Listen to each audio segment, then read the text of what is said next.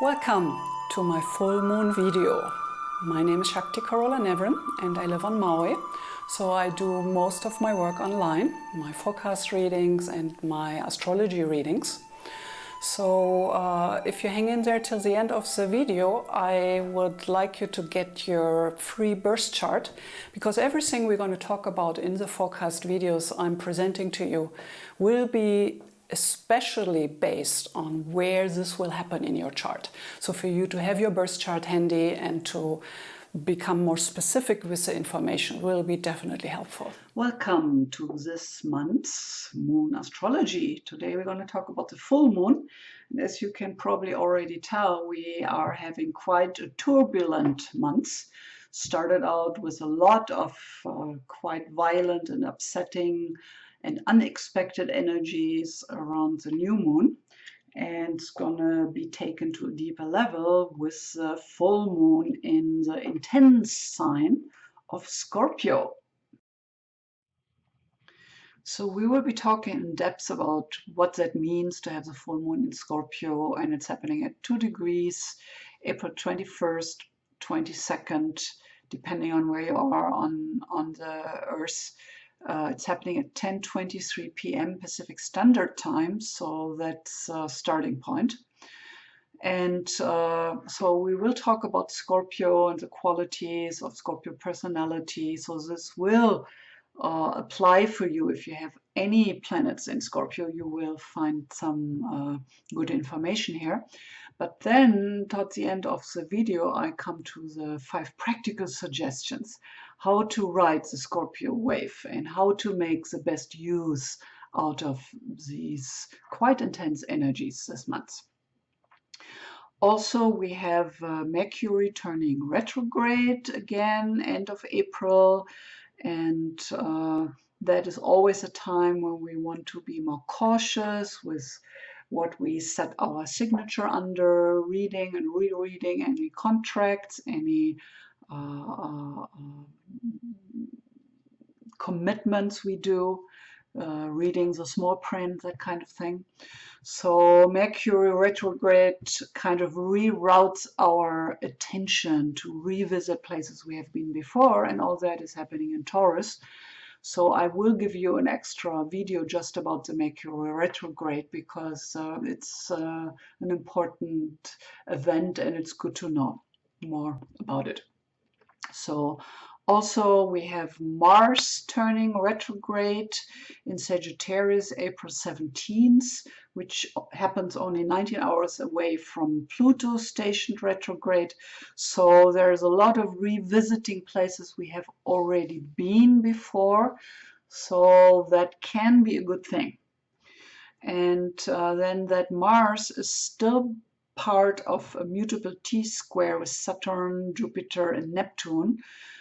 So this is kind of very dominant there in our phase, and we have to make a stand and revisit our own belief systems and opinion, and really have a look if they serve us the way they are. A little bit about me. My name is Shakti Carola Nevrin, and I'm very passionate about astrology. So I want everybody to have their own birth chart and throw a love stone report on top of it when you sign up on my website. And I truly believe that you are born to thrive. So as an astrologer for almost 40 years now, I really, truly love astrology and know what it can do for you. And it is your astrological blueprint. And with that, it's your road to karmic healing and true transformation, and really take the high road of all the potentials you're bringing with you as a soul to this lifetime. So as an astrologer, I'm deeply committed to help you to understand yourself and integrate all these forecast readings I'm doing from that point. We all, astrologers or not, pay a lot of attention to the moon, because it's so visible in the heavens and it is so obvious that it impacts us. I mean, the full moon, we have more bar fights, people are more aggressive, more emotional in their reactions. So obviously there is a connection. And as an astrologer, I know that the moon in your chart describes your inner mood and what you need in this lifetime in order to feel safe. It's what you need to listen to in order to feel joy and happiness. So the moon stands for your heart, your soul, how you filter the world emotionally. And that's a big thing. So when we go through these changes with the waxing and waning moon, it's easy to imagine that that will have a strong impact. And however that is playing out in your personal chart, it will amplify something. We do pay a lot of attention in astrology to where the moon is for events, when we are supported in starting something, whatever that something might be, launching a website, starting a new relationship, like marrying somebody, moving in together, these kind of profound decisions. You want to keep an eye on where the moon is in that moment. So, and then for the new moon and full moon astrology, we pay a lot of attention to the sign this is happening in. First of all, that's how we can relate it back to where it's happening in our personal chart. Second of all, we get a clear sense of what this kind of moon is beginning or highlighting. So the full moon is always highlighting something which has begun with the new moon. And because it's happening in Scorpio, you want to think deep, dark, and intense. So this is a sign which carries that brooding connection to the inner states of our own soul. Here you see the brooding, fiery, volcanic opening towards the center of the earth. So this is what we can relate to when we think about the full moon in Scorpio being followed up by such a strong and powerful new moon. This is quite turbulent. So for the general information about Scorpio, it's the second water sign. It also represents the 8th house, the house of death, sex, and the occult. And it's associated with the deep inner workings of the psyche. So happening in the sign of Scorpio, Scorpio is one of the signs which is ruled by two rulers, two planetary rulers. One is Pluto, and we look at Pluto as the archetype of the god of the underworld, and we associate it more with the more transcendent aspects of Scorpio. And compared to that, Scorpio ruled by the ancient ruler Mars, it connects more with the intense outer expression of Scorpio, how we do things, how we stand up. And then, of course, when Mars is involved, Mars, warrior archetype, the one who is quite forceful, defending the weaker, facing his fears, learning about courage.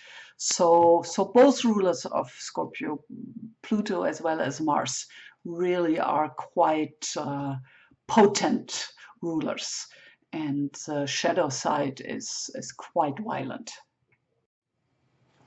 So the Scorpio personality we could describe as a shaman, or the modern version of that, the psychologist, or the more mainstream dimension of that could be the detective or the police officer who is kind of confronted with the darker underbelly of society and looking for the underlying motive of criminal actions.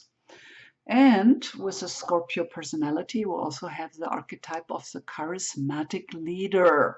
So Scorpio is a sign which has a lot of attractive magnetic energies. And if that isn't working and not good enough, then there is always that more violent, dark shadow side of Scorpio. So in my perspective, Scorpio is really one of the most uh, polar signs. So on one hand, there's this access to the inner world of hidden emotions as well as inner treasures. So it's a god, Pluto is a god of the underworld where we find the gold and the gems, all the treasures when we dare to move into those deep layers of reality. So here we have the psychoanalyst who is willing and able to dive into the complexity of a human soul. So here we have with a Scorpio, a person who might be very intuitive, very deep, intense, soul searching. And there is a deep emotional need for Scorpions for truth and honesty. And of course, with that, Scorpio has a deep shadow. So here we find the possibility of abuse of power and charisma. So if the charisma isn't working, then power is used. So here we have the dictator, the wicked witch, the seducer. That's more the charismatic use of energy to get your way. But it's really that switch which is happening very easily in the shadow aspect from charisma to abuse of power. And that's the reason why there's so much potential for the shadow to rear its ugly head this month, because there's so much other things going on, started with the new moon, so much Mars and Pluto energy. Pluto still has a square, even if it's not exact, with Uranus. So there's just a lot going on in the world.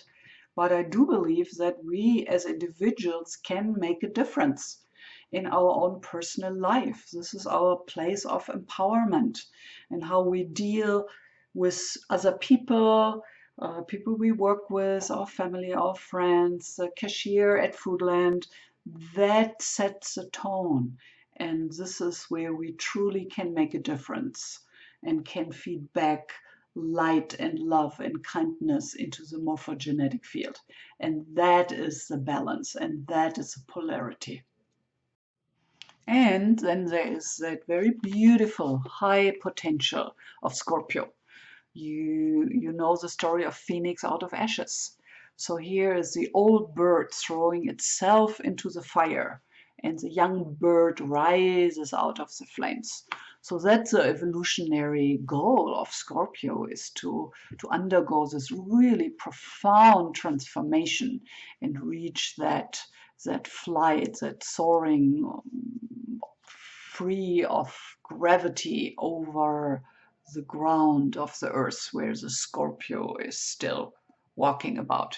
So here we have a sign where the Scorpio is kind of describing the creature being confined through gravity to the ground, and the eagle, the phoenix, being freed of those confinements.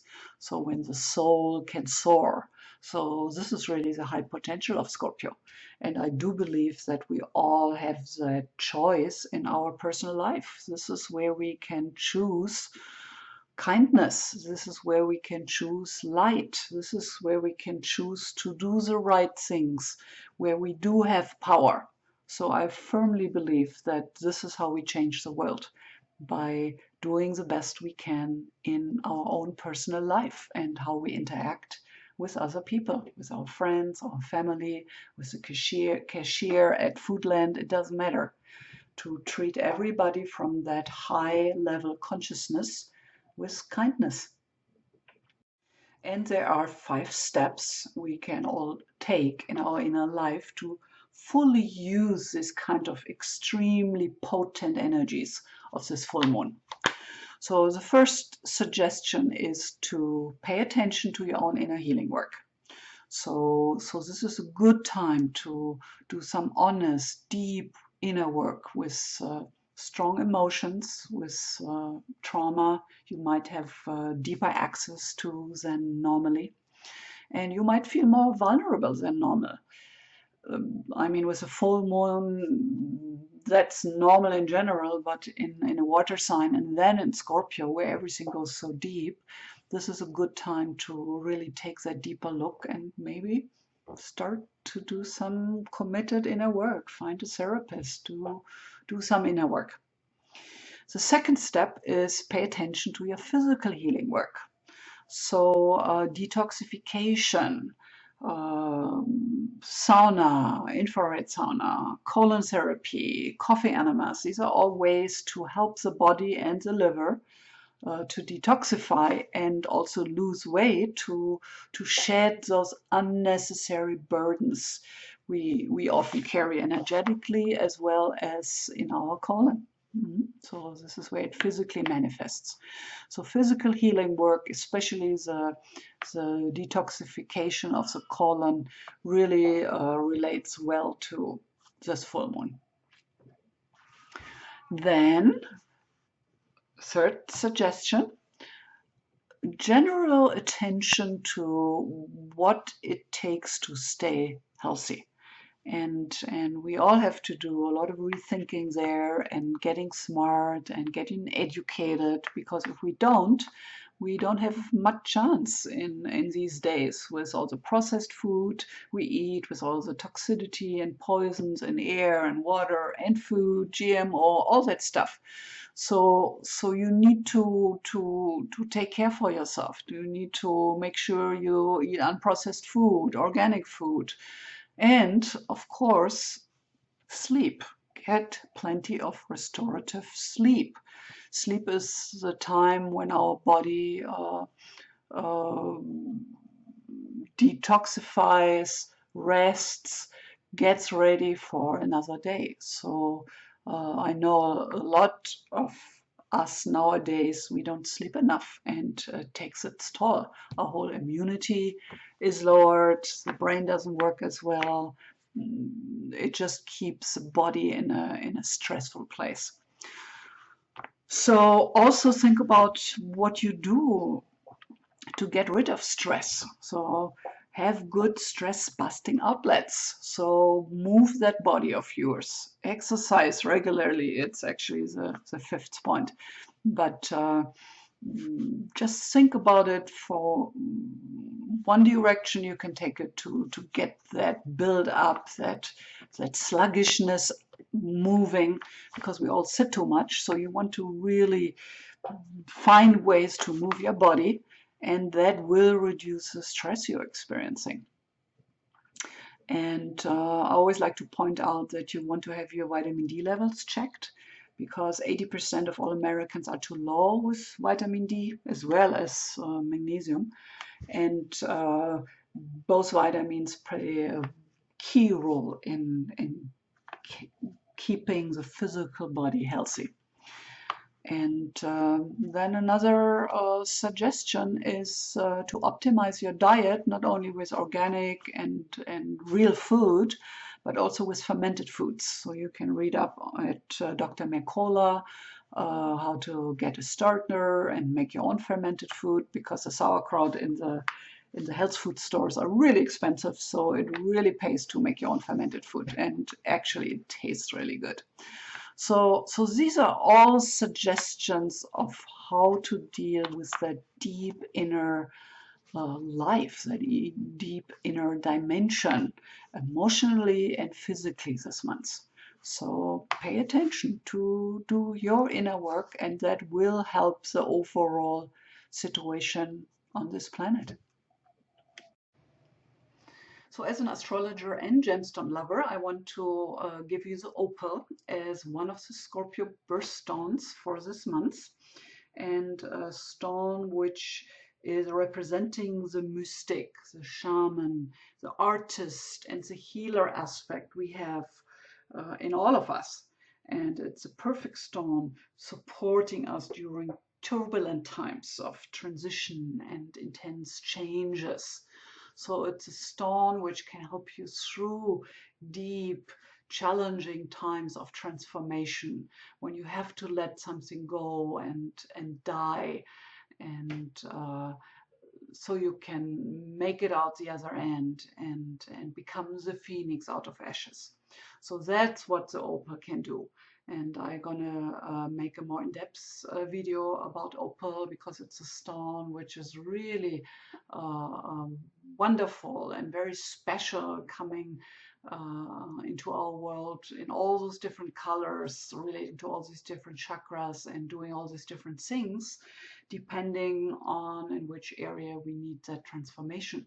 So for now, be guided by which opal representing this very individual personality you feel drawn to, and just take note, which chakra does it relate to, which aspect in your life needs that extra support of healing in consciousness. If you are as passionate about astrology as I am, and you just want to learn and go deeper, and you have questions about who you really are, and what's your true spiritual destiny, and how can you live your life more meaningful according to that highest potential you're carrying in that blueprint of yours, which we call your horoscope. So astrology can answer all those questions, and learning astrology just for your own benefit is a beautiful spiritual path. And then the secondary beautiful thing is that you can help other people. So you can even, if you really walk this path, you can even become a mentor and teacher, and it can become a profession for you. So anyway, I just wanted to let you know that I'm almost ready with making my Master Astrology teachings available. And if you let me know that you're interested in learning astrology, I can let you know how to access it and how to become part of that mentoring program. So there will be extra bonuses. It's a 20-hour teaching, and I let you know more about the specifics if I know you're interested. If you haven't done so yet, now it's a good time to sign up for your subscription there on YouTube. And if you really want to keep informed about all my forecasts, you might want to sign up for my newsletter. That usually works better. And there you will also get access to your free horoscope, your chart, and your free love stone report based on your Venus position in your chart. So please like me, give me your comments, your feedback. I love to hear from you. If you want to connect with me about a personal reading of your birth chart, I want you to know that I've been a professional evolutionary astrologer forever, 38 years now. So I'm a real expert, and I do my readings either in person or online through Skype. So I have people all over the world, and I really get a kick out of it. It's wonderful. If you really can't do it online, I do once in a while a reading on the phone, but it's just missing a dimension. But check in with me, and you can send me an email through my website, mauiastrologyreading.com, or call me. Remember, I'm in Hawaii, so my phone number 808-878-8182. And I love to hear from you and how you like my videos and your thoughts and all that. So I'm looking forward to hear from you. And for now, I'm sending you all the best and aloha, as we say here on Maui.